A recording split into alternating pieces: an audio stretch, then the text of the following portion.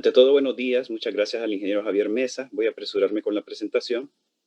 Y como ya se les explicó, este es un artículo académico que tiene como título El regreso de los enclaves a Honduras en el siglo XXI, las zonas de empleo y desarrollo económico SED, la versión de las ciudades charter rechazada por su creador, Paul Romer. Este estudio es resultado de un trabajo solicitado por la Universidad de Costa Rica para el Anuario de Estudios Centroamericanos. Esta edición del 2019 tenía como fin hacer una celebración o un recordatorio de los 10 años del golpe de Estado del 2009, por lo cual se invitaron algunos académicos universitarios de Honduras para hacer este documento. Una vez finalizado este documento, este estudio fue utilizado por varias organizaciones internacionales, aunque parezca generalmente común el hecho de que estos estudios nacionales son más valorados y vistos por entidades internacionales como FDA Intelligence, McGill University de Canadá, la UVA de Argentina, en Buenos Aires, y Rest of World, una red de investigadores internacionales sobre el impacto de tecnología en el desarrollo del mundo. Ahora, sobre este estudio está basado en lo que se llama fragmentación territorial. La fragmentación territorial, como se puede ver en la imagen, es dividir, fragmentar el territorio en diferentes fragmentos. Generalmente esto tiene alguna connotación para beneficio de algún grupo o de alguna política o ideología. Este estudio se basó en una perspectiva de gestión territorial. Llamó mucho la atención a nivel internacional porque no es la típica perspectiva que le dan de las sedes legalista, generalmente hablando de leyes desde el punto de vista jurídico o desde el punto de vista sociológico, el impacto en algunas comunidades. No, este es mucho más amplio, es mucho más integral, es desde la perspectiva territorial, por eso llamó mucho la atención internacional. Ahora, aunque parezca increíble, el tema de las sedes no es un tema nuevo. Esto de las sedes simplemente cambia de nombre. Pero nosotros lo hemos visto desde la época de la colonia, luego la época republicana hasta la actualidad. Es lo que llamamos el antiguo y conveniente trueque de hacer un cambio, un pedazo de territorio por desarrollo. Eso es lo que nosotros vemos. Entonces, la colonia española fue la que instauró esto en las Américas con el hecho de la colonización, entre comillas, donde los colonizadores recibían peonías o caballerías de tierra por sus trabajos en desarrollar estos territorios. Es algo similar, viene un extranjero y entonces se da nuevamente este tipo de cosas, pero esta vez a través de la figura de las concesiones, que como hemos conocido anteriormente por los enclaves bananeros, estas concesiones de grandes extensiones de territorio para obtener territorio terminan siendo enclaves. Muchos piensan que los enclaves bananeros fueron los primeros y no. El primero fue uno en la ciudad de Amapala y este fue específicamente en 1846 cuando se le concesionaron varias caballerías de tierra de Amapala a don Carlos de Ardano Dota. Este fue el primer concesionamiento y el primer enclave. Inclusive la corona inglesa se aprovechó de esto en su momento. ¿Y cuál es la otra base para que este tipo de enclaves o concesiones territoriales que nos afectan en nuestro desarrollo se dé? Es la práctica política del oscurantismo, que ya lo había mencionado en 1855 el famoso geógrafo y estudiante sobre Centroamérica, Skier, que vino aquí por el tema del el famoso estudio para establecer el tren interoceánico a través de Honduras, que fue los antecedentes de lo que actualmente conocemos como el Canal de Panamá. Entonces, Skier lo vio, había mucho oscurantismo, que es ocultar la información o no generar información. Actualmente algunos lo mencionan como oscurantismo moderno, que es la típica historia de mantener en la ignorancia o sin acceso a la información a los ciudadanos para manejar de mejor manera los países o los territorios. Esas son las bases actuales de la sede, que como podrán ver, no ha cambiado mucho después de varios siglos. Entonces, el estudio, voy a ser muy resumido, el estudio definió los tipos de enclaves que han existido, siendo el primero el enclave comercial, iniciando con el puerto franco de Amapala, desde 1846, y no hay una claridad de la fecha en que eso terminó, esa concesión o ese tipo de enclave. Después de ese está el enclave minero, que inició con lo que se conoció como la Rosario Mining Company, con don Marco Aurelio Soto en 1880. Y es el enclave más longevo y que hasta la actualidad ha existido, el enclave minero. Ese no se ha detenido. Se ha fragmentado a lo largo de cada una de las regiones de nuestro país y es el enclave más antiguo de todos y más actual. Después de esto, procede el enclave bananero, que es el más extensamente conocido, a partir de 1903 con la primera concesión territorial que se dio. Es un enclave agrícola. Posteriormente, muy poco conocido porque no se llevó a cabo, pero sí a nivel de diseño, fue el enclave industrial.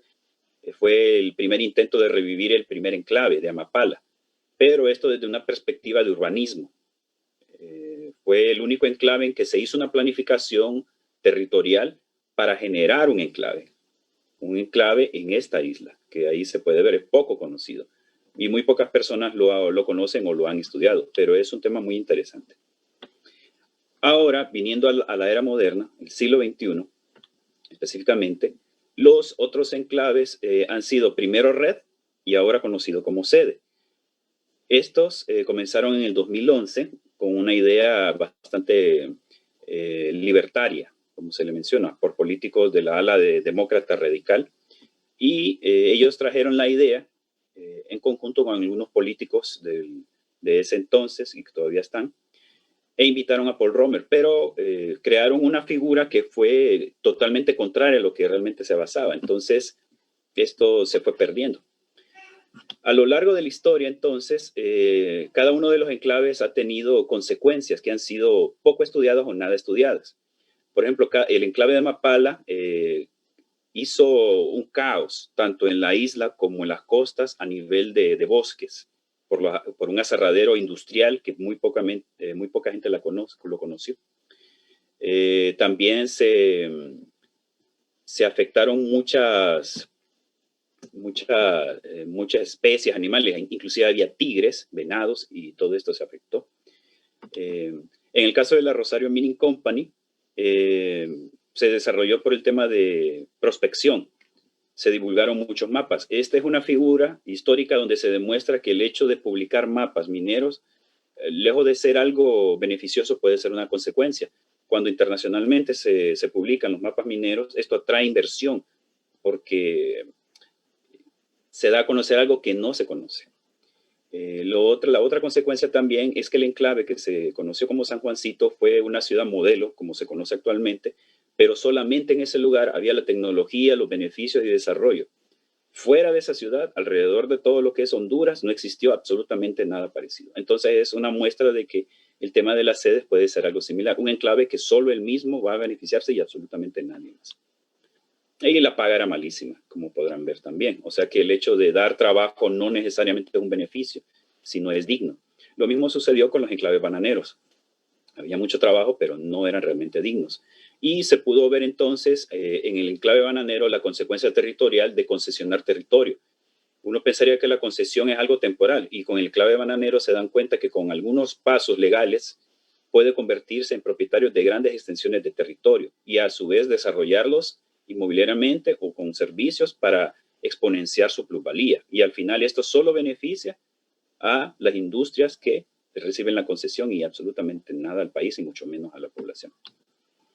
Y como ya lo expliqué, pues fue el único intento, pero lamentablemente no se dio, de aplicar el urbanismo, llamémoslo desarrollo urbano, a la isla de Mapala para generar un enclave, que al final no tuvo frutos. Sobre las teorías de las Charter Cities, pues Paul Romer, Premio Nobel 2018, tenía una idea que, digamos, era bondadosa, tenía un fin humano, que era evitar la migración ilegal y dejar aquí muchas personas trabajando y que lograran un desarrollo urbano. Ese era lo que él esperaba. Lamentablemente eso no se dio porque Paul Romer explicaba que tendrían que cumplirse algunos elementos. El tema charter, que de ahí el nombre, de Charter City, el tema de territorio, que el país anfitrión tenía que darlo, Y el tema de recurso humano, el conocimiento, el know-how, que se le llama, ese conocimiento, cómo hacer. Entonces, combinando cada uno de esos elementos, podemos obtener seguridad jurídica, seguridad ciudadana que atrae a los inversores, igualdad de trato a todas las personas, que igualmente es beneficioso para ambas partes o todas las terceras partes, y una libertad para actuar, entrar, salir y accionar, y que ese es el otro beneficio de los charter cities.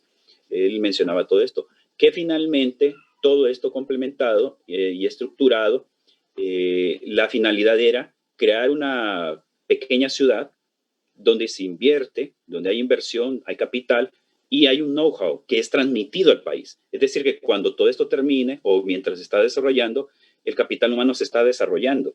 Esa era la base, era heredar algo realmente al país.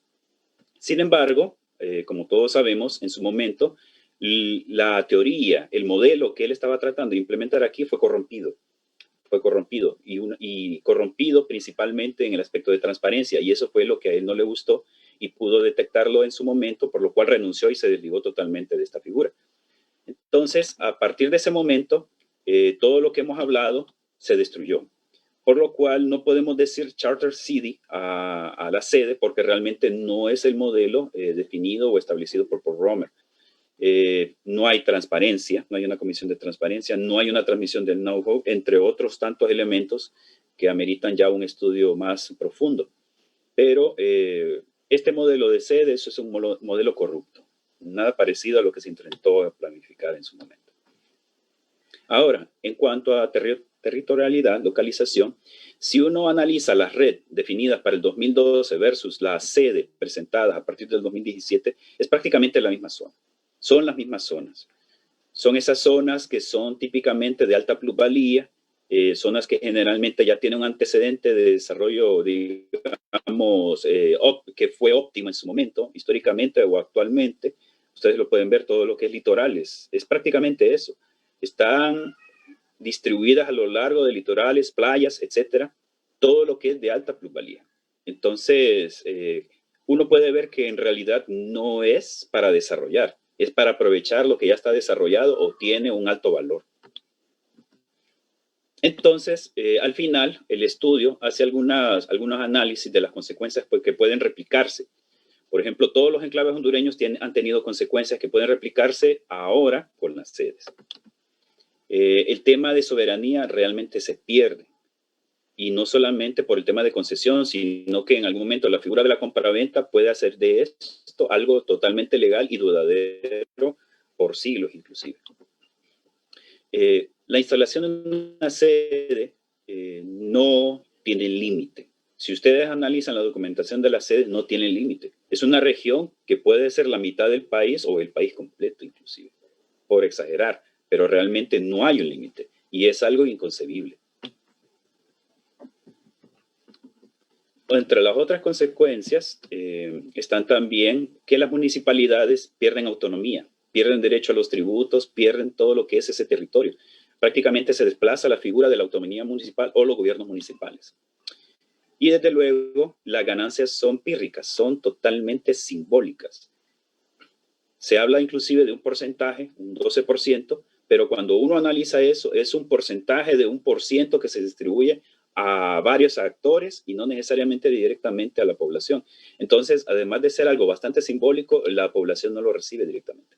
Prácticamente esa ganancia se distribuye para el propio gobierno, que puede ser aprovechado prácticamente para asuntos políticos. Y la figura de que se vende estas cosas es empleos generados, pero no necesariamente son empleos dignos y empleos que van a desarrollar a la población. Y desde luego, lo que hablamos territorialmente hablando sobre la localización, esto no está destinado para enfrentar la pobreza. Para reducir la pobreza no es. ¿Por qué? Porque no están los municipios más pobres del país. Todo lo contrario, están en los más ricos para aprovecharlos. Y desde luego no hay un límite para consumo de recursos. No hay un límite de agua, no hay un límite de consumo de bosque, etcétera, etcétera. No hay un límite de afectar microcuencas, etcétera. Hay varios asuntos. Prácticamente es una entrega ilimitada de todo lo que es nuestro territorio y todos los recursos en él. Y desde luego, como lo hablamos, ante la falta de una comisión de transparencia o cualquier otro tipo de figura de auditaje social, carece de transparencia. Es prácticamente una figura oscura. Y finalmente, algo que Wells mencionó en 1857 durante su visita aquí, después de su visita a Honduras, el problema es que las figuras públicas, las figuras políticas que están en esto, generalmente tienen una tendencia a no preocuparse por el desarrollo del país, sino que su propia conveniencia, por no decir una palabra más brusca. Y en general, para terminar, como les mencioné, cuando se publicó este estudio en el pleno boom durante la pandemia del COVID, cuando las sedes empezaron nuevamente este año a retomar fuerza como lo tienen ahora, una revista inglesa utilizó la información del estudio e inclusive publicó ambas partes, lo que decían los inversores internacionales versus lo que dice la academia universitaria, que en este caso aquí está. Y como se expone ahí, pues lo que está diciendo es que históricamente el tema de las concesiones territoriales que se convierten en enclaves es eso, un problema para el país y que trae no beneficios, sino que caos. Y desde luego, esto, si bien quizás puede ser una figura que en otros países ha triunfado como Hong Kong, entre otros lugares, es quizás porque hay una política transparente, hay un mejor control, hay una transmisión de know-how, pero aquí es diferente. Este es otra cosa porque está inmiscuida una política de beneficio propio para ciertas élites políticas. Y eso es todo. Si alguien quiere hacer alguna consulta, pues estoy a la orden. Muchas gracias, Máster Palma, por su excelente participación. Hay una serie de felicitaciones por su presentación. Realmente que es un tema de país importante el que usted ha mencionado con su presentación. Hay algunas preguntas aquí en el chat. Por ejemplo, dice, ¿qué condiciones deberían de cumplirse para que un enclave funcione a favor de un país como Honduras? Bueno, primero que nada es el tema de que el territorio es de todos. Entonces, el territorio no es de un grupo político o el que está en el poder actualmente. El territorio es de todos y definitivamente es la figura de la participación. El hecho de que esto sea comunicado públicamente, que Paul Romer lo mencionó, el hecho del comité de transparencia es ser un intermediario entre los inversores y el gobierno. Entonces, ese intermediario se asegura que no haya cosas sucias, que no se haga algo a espaldas del público. Entonces, principalmente lo que Paul Romer menciona es que si no está esa comisión de transparencia, todo lo demás puede ser cualquier cosa. Entonces, principalmente debe existir transparencia y acceso público a esta información. Ok, aquí, por ejemplo, hay algunos comentarios también. Suena abrumador para el país. Dice que también son zonas logísticas para el movimiento de capital. Hay otra pregunta acá. Una vez que se hace una concesión del territorio, ¿es fácil para un país recuperar el territorio concesionado? Bueno, esa es la ventaja para los que son, los que se aprovechan de esta figura de las sedes. Son 10 años. Son 10 años. E inclusive, podríamos hablar que estas personas pueden concesionar hoy una gran extensión de nuestro territorio y ese contrato puede durar 10 años y ser renovado pues, después. Entonces, eso asegura, encadena algo para beneficio de estas personas. Entonces, por un lado, se logra entender que un inversor necesita esa seguridad, pero cuando eso no se hace público y eso ya está firmado y aprobado y se publica hasta cuando ya está todo finiquitado, como es lo que sucede con Próspera Sede en Roatán, nosotros nos dimos cuenta hasta cuando ya todo estaba listo y estaban empezando a trabajar. Lo mismo pasó con Ciudad Morazán en Choloma.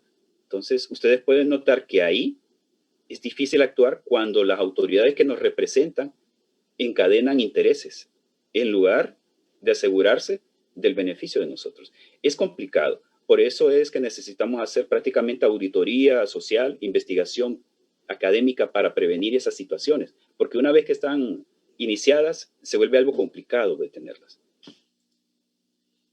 Ok, muchas gracias, Máster Palma, por su presentación. Siguen llegando los saludos y las felicitaciones también de parte de la decana, de parte del Máster Eduardo Moreno y de todos los que hemos tenido la oportunidad de apreciar su importante presentación. Muchas gracias, profesor Palma. Es un placer, mucho gusto y felicidades por el Congreso y continúen así. Gracias.